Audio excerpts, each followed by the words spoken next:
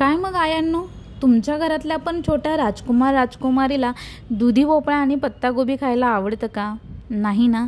तर चला मग या भाज्यांना लपवून बनवा मस्त अशी कोफ्ता करी. बाहेरून क्रिस्पी, आतून सॉफ्ट, अगदी ताटात गेल्यावर ह्या भाज्या ओळखायला सुद्धा येणार नाही. दुधी भोपळा पोटासाठी भारी, पत्तागोबी वजन कमी करायला गुणकारी आणि मूग डाळ तर एक नंबरचा प्रोटीन सोर्स, पचायला हलकी, ताकद वाढवणारी, म्हणजे सुपर हिरोज ना. म्हणजे एकदम टेस्ट आणि हेल्थ दोन्ही पण आलं. 2 in 1 झालं हे. मग फायदाच फायदा.